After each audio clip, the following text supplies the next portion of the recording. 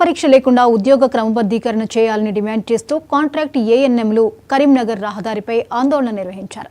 పెద్ద సంఖ్యలో తరలివచ్చిన ఏఎన్ఎంలు రాస్తారోకో నిర్వహించారు. ఇప్పుడు పరీక్ష నిర్వహించాలని చూడడం సరికాదని, పరీక్ష లేకుండానే రెగ్యులరైజ్ చేయాలని డిమాండ్ చేశారు.